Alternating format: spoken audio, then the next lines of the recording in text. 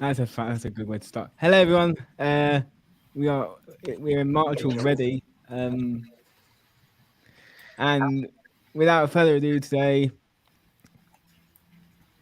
we want to tell you what's on what we have planned today, and welcome you to our live. So, with the agenda, we're going to start off with Mac, and then Joseph is going to introduce our guest. Well, good afternoon, everybody, and good evening, good morning, wherever you are around the world. This is such an exciting opportunity today to be live, and we have got some incredible guests. I'm really excited to hear some of the information that's going to be shared. There's some great topics, but also to have this wonderful team together, as always. So thank you very much, everybody, for joining us. Joel, obviously, for putting this team together and bringing people together across the globe. Marisol for being one of our latest team members to join, and definitely throwing a spanner in the works and creating some woman power in there, which is awesome. And Joseph, as always, looking dapper, loving the hat. And then I won't say anything more about Blaine because I'm going to let Joseph do all of that. But today is going to be a special edition, and you're going to learn a lot. So, welcome. 2023 has been off to an excellent start, and I can't believe we're close to the end of the fourth quarter, and it's been a mad 12 months. We want to give a big shout out to some of our past guests as well that have joined us, and Joel will mention some of those. Joel, do you want to jump in and mention a few of our past guests? There have been so many, but the ones that have stood, the one that still stands out to this day is Amanda Hughes, and her adorable dog, or at least one of them, and also our wonderful Patreon community as well, who haven't yet appeared on live, but I'm sure they will be at some point this year. Back to you, Mac. Absolutely, and that wonderful prize that Amanda handed out as well to one of the Patreon special members that went out. That was pretty cool. And there's still so many other things that are happening, but I think the word is getting out there about RockstarX and what's happening and the education that's happening around the team, and just letting people have more open conversations around neurodiversity and how that can be included, and how to understand the difference. As Joel always says, it's just the programming that's different. So and I won't go into the games consoles because that's Joel's thing. I am not a gamer, unfortunately, but I clearly need to get back there. I know I have an addictive personality, so if I get stuck playing on one of those games, that'll be me done. But we also, as Joel's just mentioned now about the Patreon supporters, please do go and check out the RockstarX page on LinkedIn and go and find out some more info about that and how you can support and get involved with this journey and this vision. So, I think without further ado, I want to hand over to Joseph, who, even though he doesn't always say a lot, is always busy and working in the background and doing incredible things. And if it wasn't for Joseph, a lot of the time we wouldn't have a very clear set agenda, which is pretty cool. So he keeps the reins, keeps pulling us all back in. So Joseph, over to you. Thank you so much. I thank you for those kind words, Mac. Because I'm a work on that in progress, right? Always organization and trying to make that happen. But first off, thank you so much for everybody for being here. And Blaine, Joel, Mac, Marisol, it's so great to be in this room with you guys, even though we're in the virtual world, right? I think it's an awesome tool.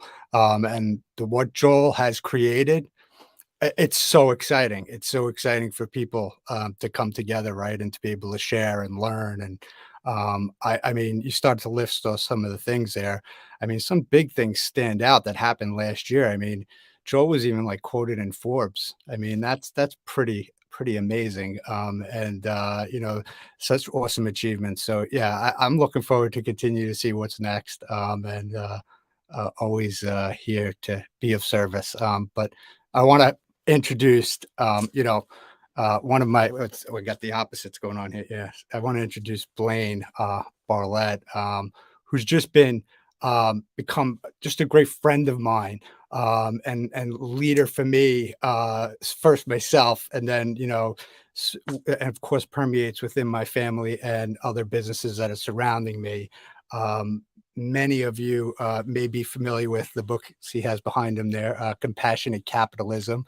But I sit on a weekly leadership course with him, in which he goes over the leadership mindset weekly. He goes over his course in which he's laid out with some great dive into his history of things you're talking about, right? The programming, Mac, right? And we are all programmed a little bit differently, right? But there is sort of this infinite source of being. And Blaine has been on this since, wow, 1987.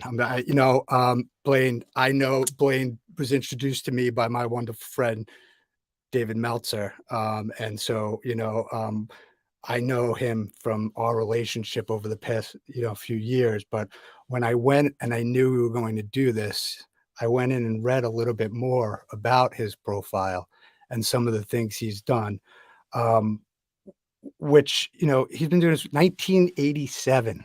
He created Avatar Resources, and he's the president and CEO, and for offices around the world.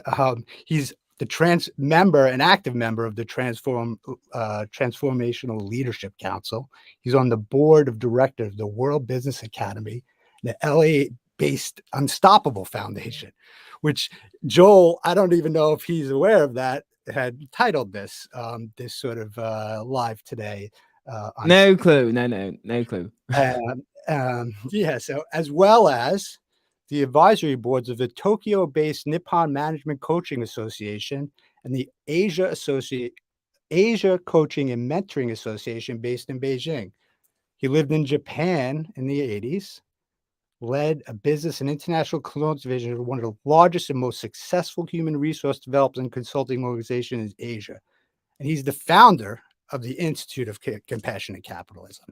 So not only has he wrote a book with our dear friend David, he is the founder of that and managing director of the Global Coaching Alliance adjunct professor at China's Beijing University, a member of the teacher faculty at the American Association of Physician Leadership, and a regular host on our beloved Office Hours on Apple TV. So, with that, we could probably, sit here for hours, but I'll let Blaine, maybe talk a little bit more about how he's been able to do all this in his lifetime, right? In a short amount of time. So thank you for joining us today, Blaine, and, being here. We're taking your time. Yeah. Joseph, my pleasure. Absolutely. Joel, good to see you again. Mac, Marcel, yeah, everybody. It's a pleasure to be here. Thank you. Sorry about that. I thought it was Spotlight the speaker.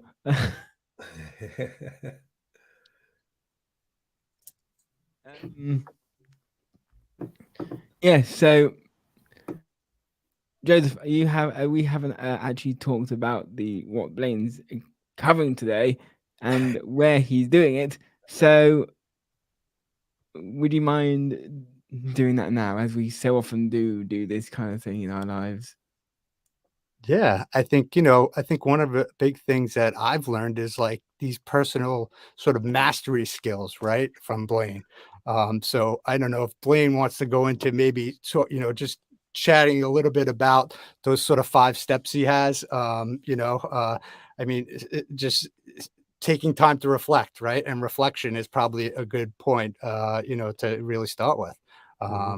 So that would be a great point to get into. I know we sort of we sent out that agenda, right? And that was sort of what I thought we would go through. And So Blaine, what do you, as far as, like when you're thinking about like your day and mastering things, I'm sure you have like, you go about taking time to reflect. Maybe just tell us a little bit more about that. And what that means to you. And something that I think the community here probably could get a lot from. Well, yeah. Boy, that is such a big box to explore. Yeah. Yeah, I'll just start with "Be Unstoppable." Kind of the title, and I'll keep my comments organized around what we're looking to have happen here. My experience of where people get stuck, my experience of where people get stymied and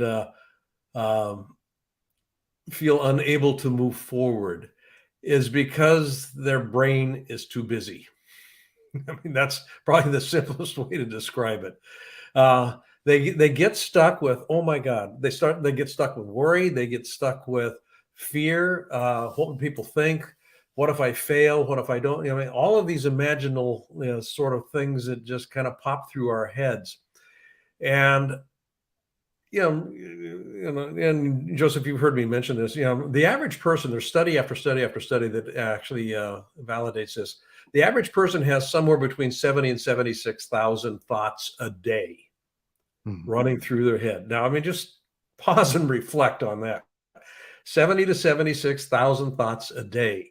Now, most of those thoughts are out of our conscious awareness, but they're there nonetheless. Just little percolating sorts of things here. The difficulty with that not only is the noise that creates internally, but it's also the fact that most of those thoughts are repetitive in nature. They're the same thoughts I was having or similar to thoughts that I was having yesterday, last week, last month, last year. And the frequency of those thoughts tends to create, from a neuroplasticity perspective, linkages in the brain. So we end up actually having these well-traversed pathways that for most of it, well, for all of us actually, begin to present themselves, these neural pathways present themselves as behaviors, present themselves as states of being, ways of engaging. And until and they're patterned ways, they're habituated. They're just, 70,000 thoughts, they're just kind of spinning through. I want to find a way to interrupt the pattern, because nothing new can come in until a pattern is interrupted. As long as the pattern is running, anything new will get kicked out. It just gets bumped. So what reflection makes possible is a quieting of the noise. It makes possible an interruption of these neural pathways, the synapses. All of a sudden, I stop closing the circuit. I start reflecting, going, take a breath here.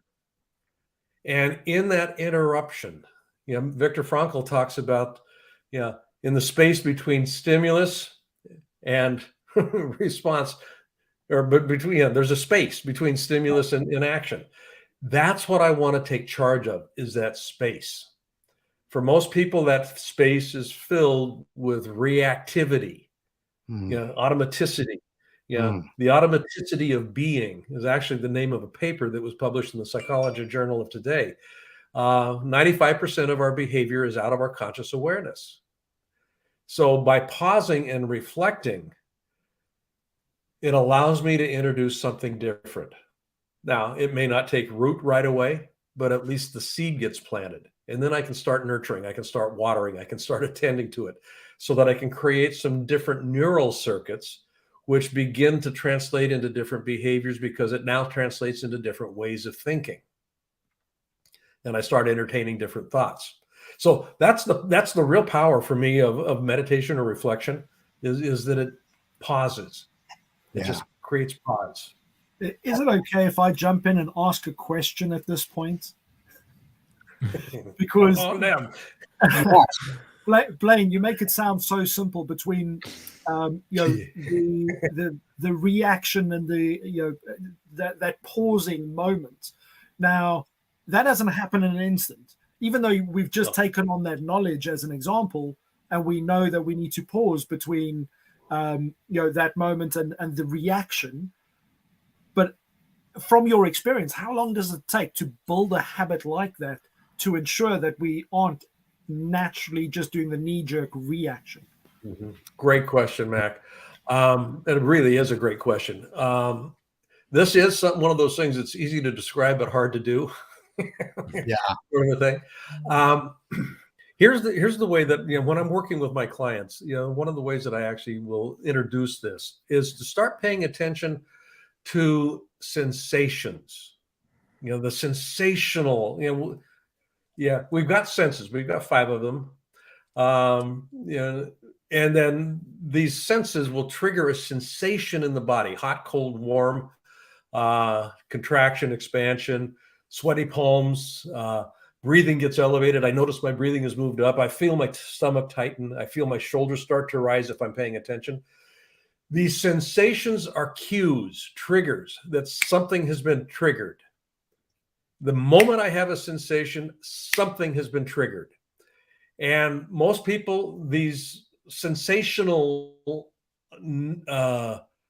phenomena are out of our awareness, but they run us nonetheless. They just kick things into gear. So I start first by just noticing, paying attention. I just noticed that my stomach tightened right then. I wonder what that's about. So I get curious. Now, this will take some time to practice, because most of us are not practiced in being aware. Most of us are practiced in being habituated, or automatons in that sense. Yeah. So what self-mastery actually lends itself to is, or what makes self-mastery possible, I think is a better way of saying this, is the practice of noticing. Just becoming aware, noticing, and I want to make it personal. Noticing sensation, and then following the thread back. What was the trigger? I noticed that I just tightened here. Wonder what caused that. I wonder what the cause-effect correlation is. And there is a cause effect and a correlation. So there are 2 different things in play here. But I want to be able to just kind of start tracing that back. The more adept I become at doing that, the easier it is to begin to introduce different ways of actually behaving, thinking, working. But it takes practice. Yeah, I think exactly what you just said at the end there, that it takes practice, but there's a considerable amount of self-awareness that needs to be practiced as well. Yep. I mean, you mentioned earlier how many thoughts fly through our heads on a daily basis. Now, in order to be able to get to that being unstoppable, being somebody who is got a clear pattern of thought and knows what the expectations and outcomes are, that's some serious reprogramming. Yeah. Because most people are in fight or flight and reactive.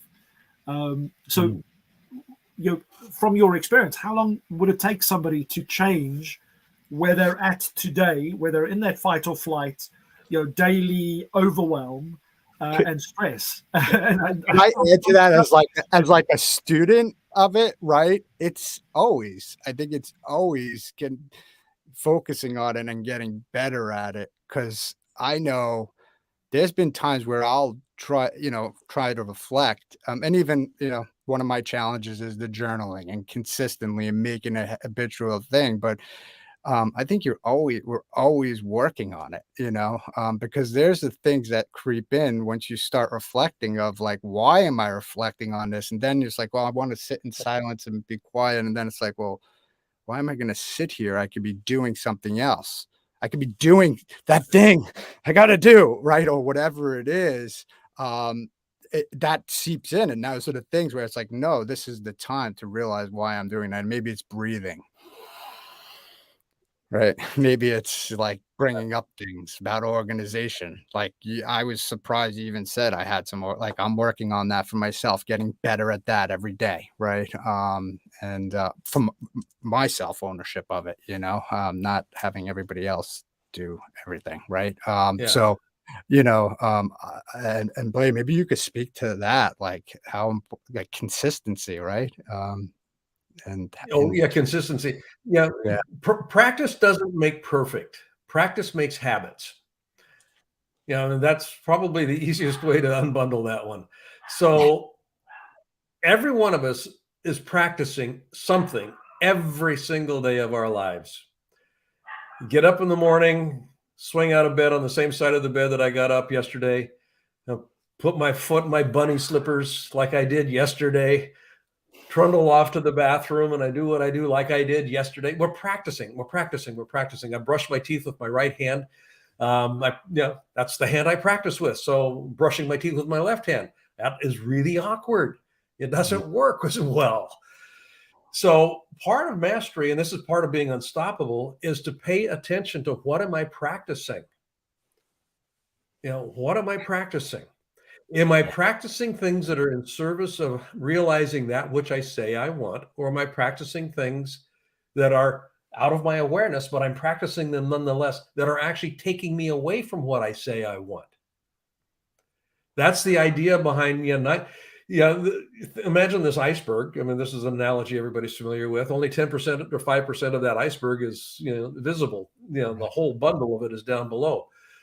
And this article that I referenced, 95% of our behavior is out of our conscious awareness. So, this is, the first part of March right now. Most of us set New Year's resolutions. Almost every one of us, those resolutions have slipped by the wayside because that 95% has kicked in. And even though our intention was to do this, we didn't practice anything different. We had this idea. We maybe even put a vision board together around it. We put it up on the refrigerator, posted it in the window or something, but then we didn't practice behaving. We didn't practice thinking. We didn't practice feeling anything different. And as a consequence, we get the same. So when you break it down to what am I practicing, that gets to be an interesting conversation. I mean, that's mind-blowing, because even though it's a simple concept and it all sounds logical, the way you've just framed that, for me, it's, like if somebody says, well, how do I achieve, like, why haven't I achieved success? And you ask the simple question of, well, what have you been practicing? Yeah. And you just then look back and you look at, well, I've been practicing the same bad habits every day because I reinforce them every single time. I mean, so in that sense, Mac, that person's being successful at what they're practicing. Yeah. They're being successful at what they're practicing. So practice something different in order to be successful in a different way or with something else. Yeah, the idea, and I mentioned this when I was, illustrating brushing my teeth with my left hand. I said the word, it's uncomfortable. Every person, every living organism on this planet, literally every living sentient organism on this planet will default to comfort if given an option. Comfort is a real seductive place to go. It really is. Yeah. And it's debilitating. If I want to be unstoppable, one of the things I want to practice is being uncomfortable. I want to get comfortable being uncomfortable, because by definition, being unstoppable, at some point, I will be in territory that I've never been before, that I'm disoriented in, that I don't know what to do. I don't know how to comport myself. It's kind of like I'm lost. And could you speak to how that's a good thing? Because for me, I know, like, back when I worked at, I won't name names, but let's say a big corporation, that was it. Like, and, could you speak to that maybe a little bit, Blaine? Yeah. I mean, this is why most organizations are toxic to the human spirit, in my experience, because they insist on conformity, and conformity is organized around, the role of management in any organization is stability and predictability. That's what management organizes around: stability and predictability. Managers hate surprises. They don't like to be sandbagged, and they don't like upside surprises or downside surprises, because they're uncomfortable. Now I have to deal with something that I wasn't planning on dealing with. So most organizations will default towards comfort, and it looks like compliance. They insist on compliance-based behavior. So we come to work, we do the same thing we ever did, that we did every day. It's all that kind of stuff comes into play. We even set our goals with comfort in mind. Yeah, we'll set revenue targets. We're going to increase revenues by 20% over the next 2 years. Well, we know how to create revenue increase. It's just now an arbitrary number of bump it by 20%, but we know the mechanisms by which we increase revenues. There's no growth involved. Most people don't understand that the true purpose of a goal is to grow. Growth by definition is uncomfortable. When I was growing up, I heard my grandmother talk about growing pains. Oh, you're just experiencing growing pains. Well, I was growing into a new body. My muscle, my bones were elongating. My muscles had to keep up. I was growing into then I grow into a new way of being. I grow into a new way of thinking. I grow into a new, all of that stuff. And it's not comfortable. But we will default towards comfort any chance we get, which is why I want to begin to practice being uncomfortable. And I'm not talking about being stupid. I'm not talking about jumping off a cliff just because it'd be uncomfortable to do that. Right. The jumping may not be, but the landing sure would be. So, even like the littlest of steps, I think, right? Like you said, I mean, I'm just imagining, I've done the clip your nails, with your left hand thing. Yeah. I've practiced that. And it's interesting to like just see what you observe and what the differences is. But no, thank you for sharing that. Cause I think a lot of people, sometimes look at it like all these different things that start to come at them. And then, they're not looking at it as a positive thing, right? As something that like, now it's okay. Yeah. I think it's what step 2 in the mastery is, like organize your to-dos and all this. Those to-dos are actually, the practicing, right? They are doing, the lists and going out there and taking those action steps. And I liken this box to what we're in right here at RockstarX, and like sort of what Joel's done, and like it's the steps that it takes, right? And he's made a lot of I think I remember saying to Joel at one point, hey Joel, you should just at least send yourself a video, send me a video instead of message, and then it started, now I get them from him thanking me, hey, so I think it's so important to step out. You're raising, I think that's a really good point, Joseph. I mean, part of being unstoppable is not the big gargantuan earth-shaking monumental steps that somebody takes. It's that little piece, that little step. And it's just incremental. I mean, the program that you're in with me right now, I've purposely structured it over a year so that we take bite-sized steps as we develop our competency and capability as leaders. It's 52 weeks, and we've got lessons, that are bite-sized lessons. And I'm on it. This is my second and a half go around and I tell you, it's bite-sized pieces. And I think, one of the things, and I was saying this with another gentleman, and Blaine, I don't know if I mentioned this, but I've been working with another business owner, nonprofit, and we sort of started going through some of the conversations and into deep history of like, the Neville Goddard and Marcus Aurelius and some of these people that, this is steeped in history and these lessons. And I think, by us being in a room like this, it just allows us to multiply it. So, thanks for your kind words. Well, Marisol, you have some questions for Blaine? I'm curious. I'm just taking it all in. I'm also trying to tie in, because I am at that point where I'm trying to do those bite-sized pieces. So I've been trying to journal. I've been trying to do all these things, but, and I'm very transparent about, especially the ADHD part in me. As much as I love those little bite-sized nuggets, sometimes it's tedious for me, right? It's so boring, right? I know the bigger picture is not boring, but I'm just trying to see how I can challenge myself to and maybe this is something that we can come up with, right? Or something that we can add to it. But that, I mean, if I'm going to be transparent, you know, those bite-sized pieces are great for somebody who works linear, right? I don't work linear. I chase those feelings, right? So I chase that, ooh, how do I feel? I love this. So then I kind of go over here and I do this and I go that.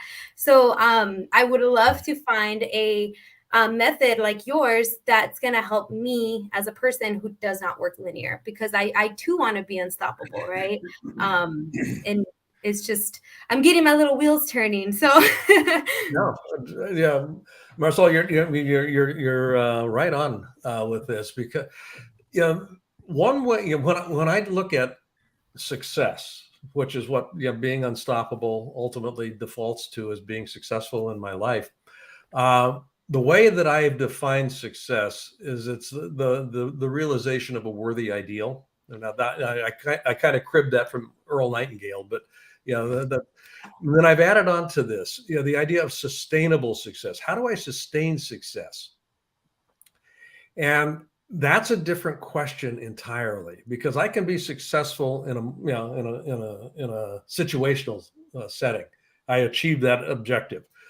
I worked hard for it. I did what I needed to do to get it, and now I've got there. Now what's next?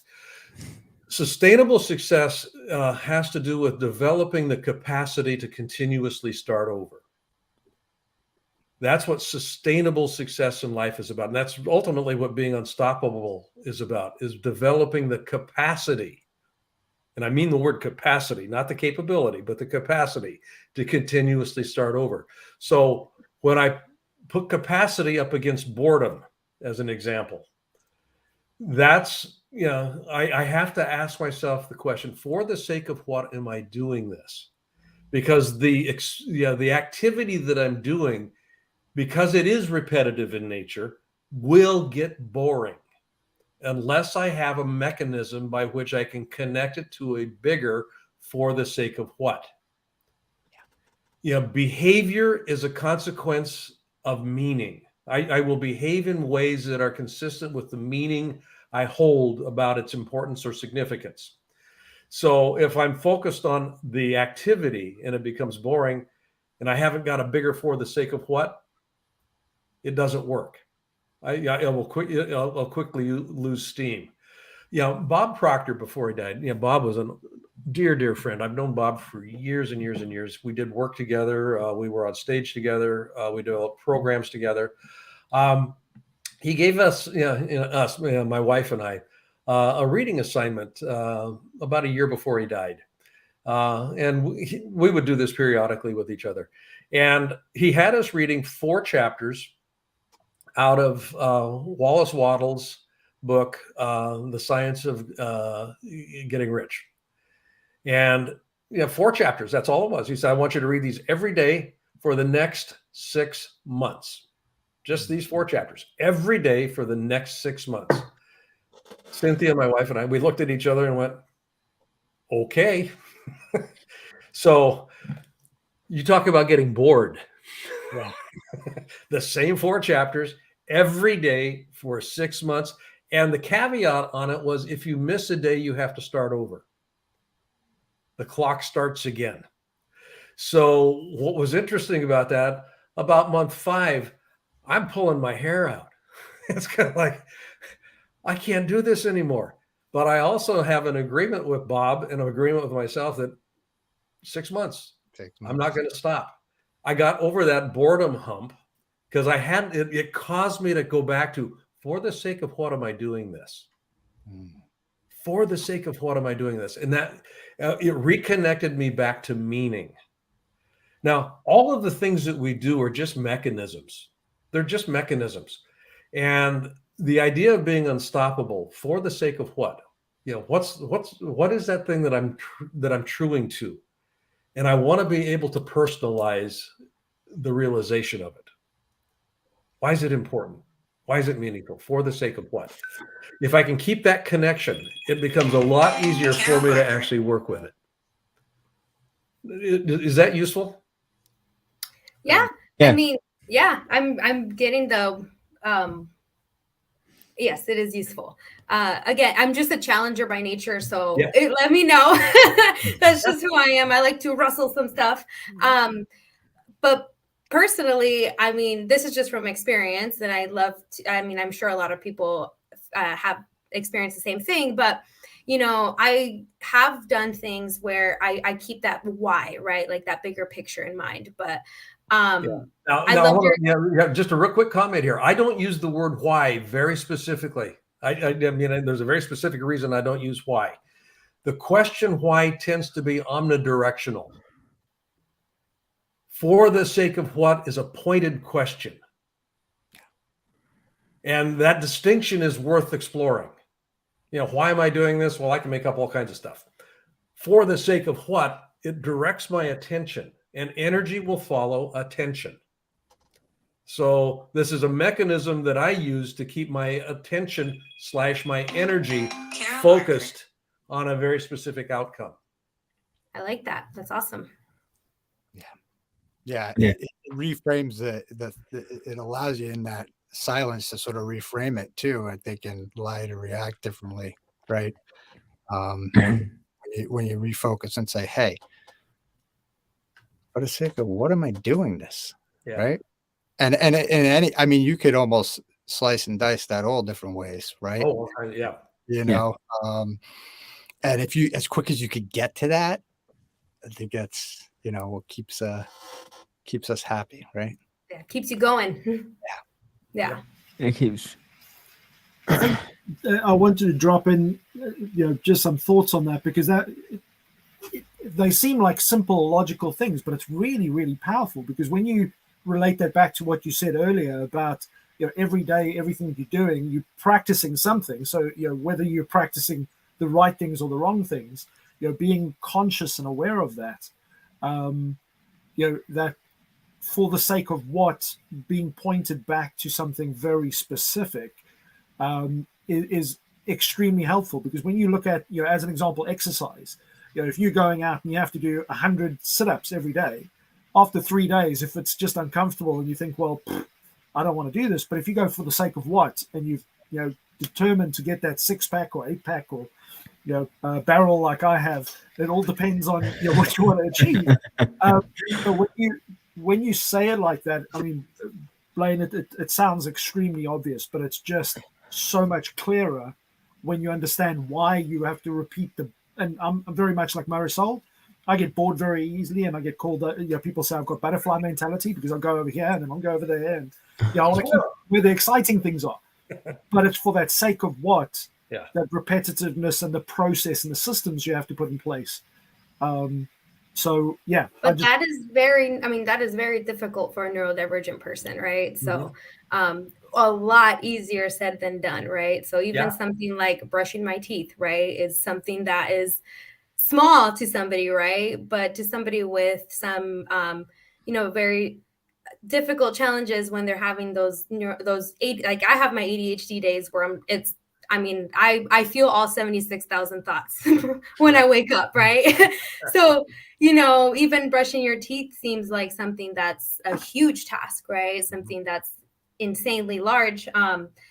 Just those little bite-sized pieces sometimes is really difficult to stay on, you know. I love how you mentioned your 4 chapters a day.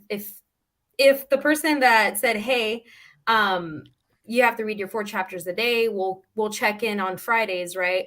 On Friday, I'd probably read all the chapters if I'm gonna Yeah. So the secret on practice is consistency and frequency. Yeah. I love that. Yeah. It's awesome. And you know, I know we have some short of time, right? How much time we have left here? 10 minutes, I believe. Okay. But I think you know, a lot of people, Blaine, have this notion too that like spending time in like dreamland and imagination and this creative thought is sometimes not a good place to spend time. And they then try to focus on like all the other what's and who's and that.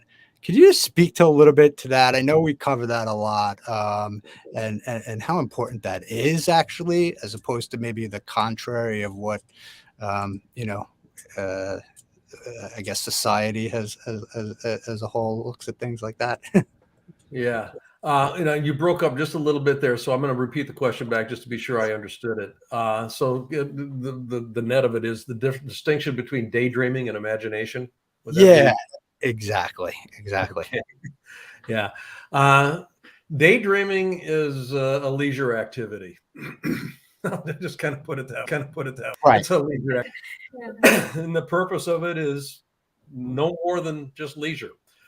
Imagination, the way that I work with imagination from a leadership perspective, but also with my clients, is the supposition that it is the gateway. Imagination lives at the threshold of the spirit. Right. And that's true. Imagination allows me to access that force of nature that wants to express itself. And that's the imagination, in play here.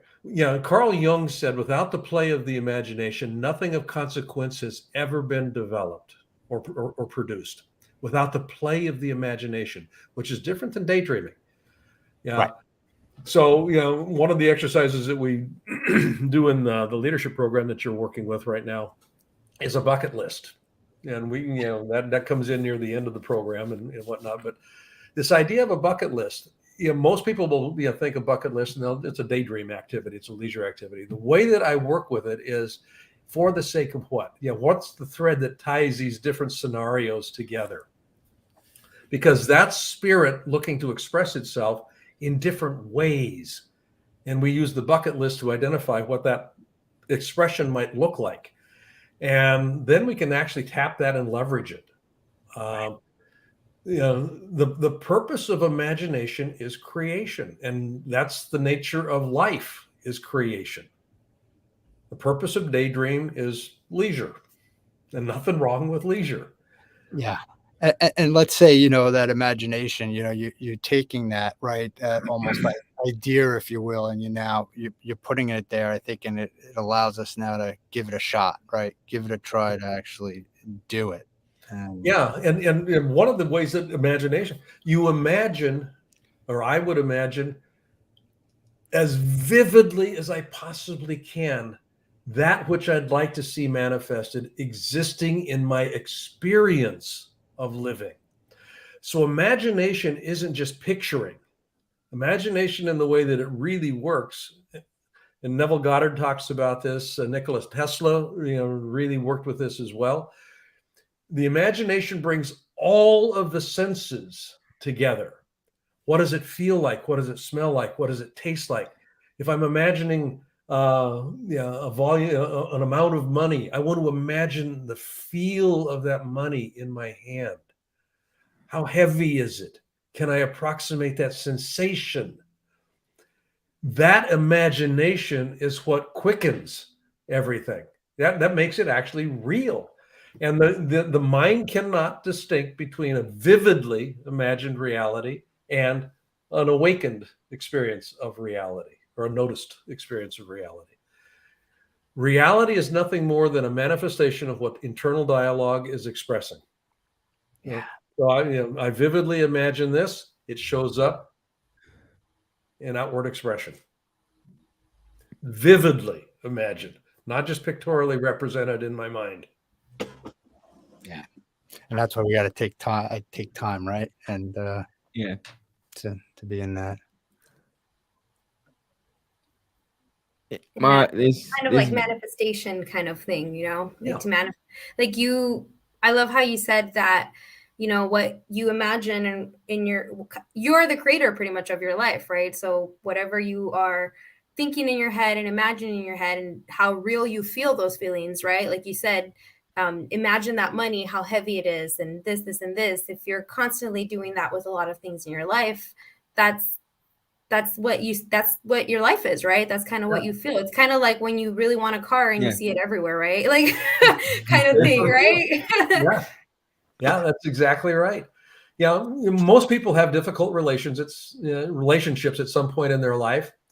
Yeah, somebody that I don't get along well with, and here's how imagination works. So imagine, just kind of bring to mind that difficult person that you had to deal with, it's kind of that idiot, that jerk. Whenever you would think about sitting down and having a conversation with them, your imagination is probably kicked in before you got to the table or got wherever you're going, and you were imagining, oh God, this idiot, this guy's such a jerk. He's always, they are always, and you're imagining in your mind how they are going to be difficult. And sure enough, you sit down with them and that transpires. I had a client years ago, it was this same sort of a scenario. And so I asked her if she would be willing to just play with me a little bit. And she said yes. And I said, I want you to imagine having conversations with him as if he were your best friend. You cared about him deeply. You just imagine the pleasantness, imagine the conviviality, imagine the kind of the back and forth. I want you to she said, that's the stupidest thing I ever heard.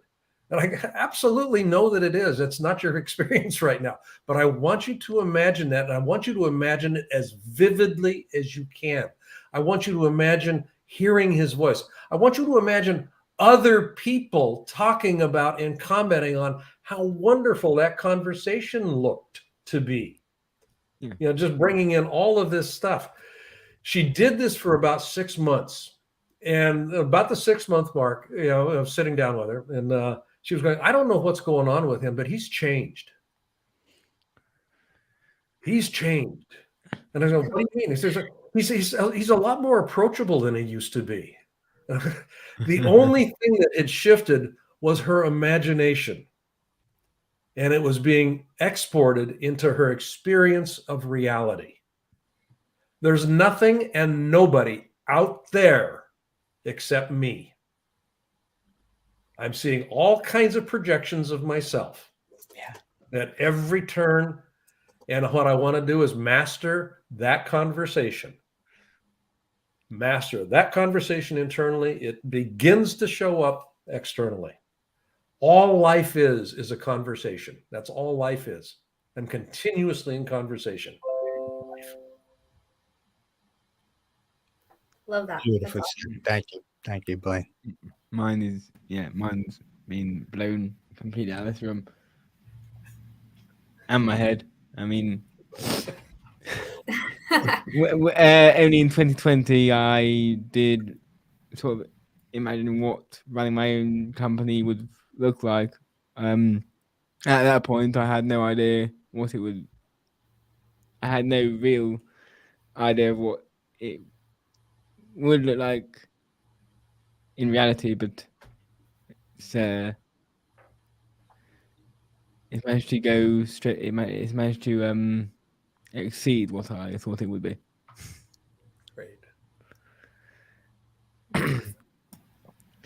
Thank you, Blaine, and Absolutely. everyone for this live event. And for more information on Blaine, the website is going